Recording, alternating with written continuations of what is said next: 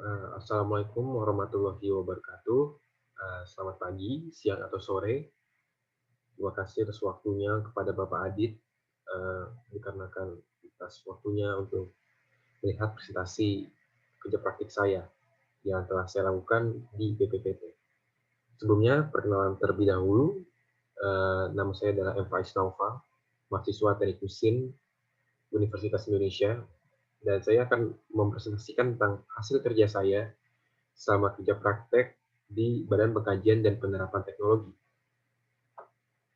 Dan untuk topik atau apa yang akan saya lakukan pada kerja praktik ini adalah saya melakukan analisa CFD pada floater untuk pesawat N219 Amphibious Seaplane. Dan saya dibimbing oleh Ibu Hani Devianti yang juga merupakan karyawati di BPPT. Untuk presentasi ini dibagi menjadi 6 bagian. Yang pertama latar belakang, tujuan, permasalahan, metode, hasil, dan kesimpulan. Kita langsung mulai ke bagian pertama, yaitu latar belakang. Dan untuk waktu dan tempat kerja praktek, untuk waktunya dilaksanakan dari September 2020 hingga Desember 2020, sekitar 4 bulan. Dan untuk kerja prakteknya, seperti yang saya sebutkan tadi, pada Badan Pengkajian dan Penerapan Teknologi, atau BPPT. Dan untuk lebih spesifiknya, yaitu pada Balai Besar Teknologi Aerodinamika, Aeroelastika, dan Aeroakustika, atau BBTA 3. Untuk profil perusahaannya, BPPT, atau Badan Pengkajian dan Penerapan Teknologi, adalah lembaga pemerintah non-kementerian Indonesia yang berada di bawah koordinasi Kemenristek, atau Badan Riset dan Inovasi Nasional Republik Indonesia. Dan BPPT sendiri dibutuhkan sebagai lembaga yang mengkaji masalah-masalah teknologi secara mendalam dan menyeluruh agar penerapan teknologi yang sudah dikaji sebelumnya dapat memberikan manfaat untuk kepentingan bangsa, khususnya dalam rangka mengembangkan industri dan produksi yang dapat memperkuat ketahanan nasional. Untuk BBTA 3 sendiri merupakan Balai Besar Teknologi Aerodinamika, Aeroelastika, dan Aeroakustika, yang merupakan salah satu balai besar teknologi yang terdapat pada BPPT. Dan BBTA 3 sendiri bertugas untuk menyiapkan penerapan teknologi yang terkait dengan aerodinamika, aeroelastika, dan aeroakustika. Dan serta dalam menjalankan tugas dan fungsinya, BBTA 3 memiliki fasilitas penunjang. Yang pertama adalah Indonesia Low Speed Tunnel, ILST. Yang kedua, Low Industrial Wind Engineering Tunnel, atau LIWET. Yang ketiga, merupakan Educational Small Wind Tunnel, atau ESWT. Yang keempat adalah anechoic. Yang kelima adalah Vibration and Environmental Test, atau VENTA. Dan yang terakhir adalah Particle Image Velocimetry, atau PIV. Dan juga, BPPT diberikan mandat oleh PTDI untuk melakukan analisa floater pada pesawat N219 Amfibi Seaplane, yaitu untuk melakukan analisa pada aerodinamikanya. Maka karena itu, BPTA 3 ditunjuk oleh BPPT untuk melakukan analisa pada floater untuk pesawat N219 Amfibi. Sebelumnya, latar belakang apa itu seaplane, dikarenakan banyak daerah di Indonesia yang sulit dijangkau oleh sarana transportasi udara, dan juga untuk membangun sarana infrastruktur udara yang layak dan memadai, itu membutuhkan biaya yang sangat besar, serta juga membutuhkan lahan yang besar juga. Dan oleh karena itu, dikarenakan permasalahan tersebut, maka pesawat amfibi merupakan salah satu sarana transportasi alternatif yang dapat menghubungkan dan mencapai pulau-pulau kecil dan terpencil tanpa membangun sarana transportasi udara. Dikarenakan mereka dapat mendarat di air. Dan notabene Indonesia merupakan negara kepulauan yang terdiri dari pulau-pulau. Oleh karena itu, pesawat amfibi sangat cocok untuk sebagai salah satu transportasi alternatif untuk menghubungkan antar pulau. Kemudian, salah satu bagian pada seaplane adalah floater. Floater pada pesawat amfibi merupakan komponen yang sangat penting serta signifikan yang dapat membantu pesawat untuk mendarat di air. Dan penting untuk melakukan analisa terhadap voter agar kita dapat mengetahui dan mendapatkan desain voter yang memiliki performa yang baik dan efisien, serta memiliki nilai aerodinamika yang baik. Dan pada slide ini, dan kita juga dapat lihat pada saat ini terdapat visualisasi atau gambaran mengenai floater. Bagian kedua merupakan tujuan, dan untuk scope dari kerja praktek ini sendiri adalah menentukan kinerja aerodinamika floater dengan metode computational fluid dynamics, serta tujuannya terdapat dua. Yang pertama, memperoleh nilai aerodinamika pada floater seperti drag, lift, dan moment. Yang kedua adalah menampilkan distribusi parameter fluida, yaitu berupa visualisasinya pada floater, yaitu dapat berupa velocity vector atau pressure counter. Untuk permasalahan dari kerja praktek ini, yang juga merupakan bagian 3, yaitu menentukan kinerja aerodinamika floater pada medium udara dengan dua variasi jarak, yaitu dengan menggunakan metode computational fluid dynamics untuk mengetahui dan mendapatkan desain floater yang memiliki performa yang baik serta efisien. Yang pada bagian keempat, metodenya. Dan untuk analisa pada floater N219 amfibi seaplane, itu menggunakan metode computational fluid dynamics atau CFD dan menggunakan software ANSYS. Dan analisa CFD-nya ini sendiri dilakukan dengan pada medium air atau udara dengan dua jarak yang berbeda, yaitu pada setengah L dan seperempat L di bawah permukaan floater. Dan untuk visualisasi gambaran floater pada pesawat N219 ini sendiri, mohon maaf tidak dapat ditampilkan dikarenakan instruksi dari pembimbing saya, Ibu Hani, bahwa untuk floaternya sendiri maka masih suatu hal yang rahasia dan tidak boleh dipublikasikan, bahkan untuk presentasi pun juga tidak boleh.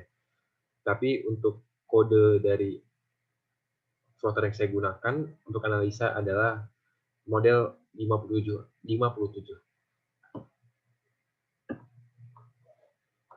Dan juga metode yang menggunakan aplikasi ANSYS, dan pada ANSYS kita pertama menentukan ukuran dari enclosure pada enclosure untuk analisa ini. Seperti kita lihat pada visualisasinya terdapat pada gambar yang ada di slide. Kemudian setelah kita menentukan enclosure-nya, kita melakukan meshing. Dan untuk parameter meshing yang saya gunakan pada analisa floater N219 ini adalah terdapat 3. Pertama, meshing sizing, phase meshing, dan inflation. Yang pertama adalah meshing sizing. Untuk saya sendiri, saya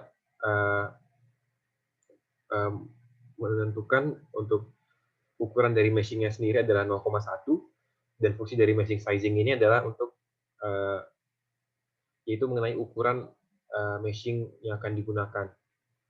Itu seperti pola-pola yang terdapat pada meshing, itu ukurannya sebesar apa. Dan untuk saya sendiri, saya memilih ukuran 0,1. Yang parameter kedua adalah phase meshing, dan parameter 3 dari inflation. Inflation sendiri yaitu untuk menentukan boundary condition. Maaf, untuk menentukan boundary dari antara floater dan enclosure. Dan juga untuk mengetahui kualitas dari meshing kita sendiri, dapat menggunakan salah satu mesh metric, yaitu skewness. Dan untuk skewness sendiri, untuk nilai maksimum mesh metric mesh saya adalah 0,84. Dan itu bisa terbilang cukup baik, dikarenakan untuk mesh metric dari skewness-nya sendiri diharapkan tidak melebihi dari 0,9 untuk maksimumnya. Dan juga pada saya dapat kita lihat visualisasi dari hasil meshing yang telah saya lakukan.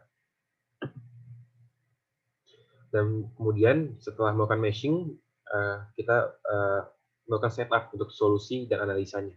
Dan salah satu setup yang harus kita lakukan adalah menentukan boundary condition. Untuk boundary condition yang digunakan untuk analisa ini adalah, yang pertama pada floater kita menggunakan wall, yaitu dengan kondisi no slip. Dan pada sisi depan floater itu velocity inlet dan kecepatannya merupakan 20 meter per second. Dan pada sisi belakang enclosure-nya sendiri merupakan pressure outlet, dan sisi kiri dan kanannya juga merupakan pressure outlet. Dan pada sisi bawah merupakan wall dan pada kondisi slip condition. Dan metode yang digunakan pada analisa pesawat NU19 ini sendiri adalah solvernya merupakan Spallard Almaraz dengan iterasi 20.000. Dan juga untuk melakukan analisa ini sendiri, saya atas instruksi dari pembimbing saya, yaitu untuk memainkan under relaxation factor. Dan dengan memainkan under relaxation factor itu dapat membuat hasil analisa kita menjadi lebih stabil, walaupun konsekuensinya kalkulasi kita atau analisa kita memerlukan waktu yang lebih lama untuk dapat terselesaikan. Dan untuk iterasi saya menggunakan 20.000 iterasi. Berikut merupakan hasil pembahasannya. Untuk yang pertama, pada floater pada ukuran 1/4 L di bawah permukaan dari permukaan floater ke permukaan. Berikut untuk grafiknya untuk scale residualnya. Berikut untuk drag-nya. Untuk drag-nya dapat kita lihat bahwa floater-nya sendiri cenderung sudah tanda kutip stabil pada iterasi sekitar iterasi ke 300. Dan untuk ketika saya melakukan analisa dan kalkulasi ini sendiri pada 20.000 iterasi itu belum konvergen. Namun setelah saya berdiskusi dengan pembimbing saya untuk hasil kalkulasi yang telah saya lakukan ini sudah hampir konvergen. Mungkin membutuhkan waktu yang lebih lama saja, atau dengan kata lain membutuhkan jumlah iterasi yang lebih besar lagi agar mendapatkan hasil yang konvergen. Berikut untuk grafnya, yaitu nilainya berada sekitar 0,01. Berikut untuk lift-nya,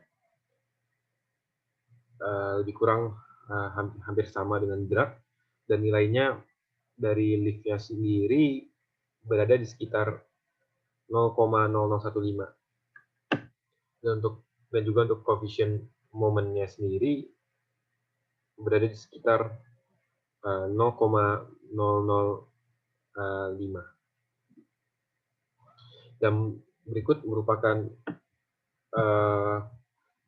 visualisasi distribusi parameter fluidanya. Untuk bagian kanan atas merupakan velocity factor. Coba kita lihat pada sebelah kanan, dan juga pada sebelah kiri merupakan pressure counter dari floater pesawat NU19 ini sendiri. Berikut untuk floater pada jarak setengah L. Untuk grafiknya sendiri lebih kurang sama seperti floater pada jarak 1/4 L tadi. Dan mereka untuk floaternya untuk hasil kalkulasinya sendiri cenderung sudah stabil pada iterasi ke-200 hingga seterusnya hingga iterasi 20.000. Mungkin membutuhkan waktu yang atau jumlah iterasi yang lebih lama lagi agar dapat menghasilkan hasil konvergen. Berikut untuk lift-nya. Berikut untuk coefficient momennya yang berada di sekitar nilai 0,005. Berikut merupakan visualisasi distribusi parameter fluida pada floater setengah L. Pada gambar kanan atas merupakan velocity factor, dan yang kiri bawah merupakan pressure counter. Berikut merupakan rangkuman dari nilai drag, lift, dan moment pada setiap jarak. Dan untuk itu pada iterasi 20.000 dengan under pressure pada under relaxation factor-nya pada nilai 0,1. Untuk pada jarak seperempat L sendiri, nilai drag-nya merupakan 0,013 dan lift-nya pada minus 0,00141346167 dan coefficient moment-nya pada nilai 0,005. Dan untuk floater pada jarak setengah L, untuk drag-nya sendiri mendapatkan nilai 0,0137 sekian, dan untuk lift-nya merupakan minus 0,00135, untuk momennya sendiri 0,0051. Dan untuk nilai dari drag, lift, dan moment pada jarak setengah dan seperempat L-nya sendiri cenderung sama, tidak memiliki perbedaan yang signifikan. Kemudian kesimpulan, itu yang pertama adalah nilai dari drag floater pada jarak setengah L dan juga seperempat L adalah 0,01. Dan angka ini merupakan angka yang sudah di-set sebagai acuan oleh pembimbing tidak praktek bahwa nilai drag-nya merupakan 0,01. Dan dari hasil kalkulasi yang telah saya lakukan, saya telah mencapai nilai drag 0,01. Dan juga semakin tinggi jarak floater, maka nilai dari lift floater semakin kecil.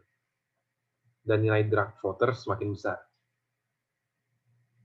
Dan kemudian seperti yang telah saya sebutkan tadi, atas instruksi dari pembimbing saya memainkan atau melakukan mengubah under relaxation factor-nya, dan under relaxation factor-nya ini sendiri dapat memudahkan atau menyederhanakan solusi kalkulasi yang kompleks sehingga dapat menghasilkan hasil kalkulasi yang lebih baik. Dan under relaxation factor yang terlalu kecil dapat membuat waktu kalkulasi menjadi lebih lambat. Baik, sekian presentasi dari saya. Mohon maaf bila ada kesalahan. Terima kasih banyak atas waktunya, dan mungkin jika terdapat kritik atau saran atau pertanyaan dapat ditanyakan pada saya. Terima kasih banyak. Wassalamualaikum warahmatullahi wabarakatuh.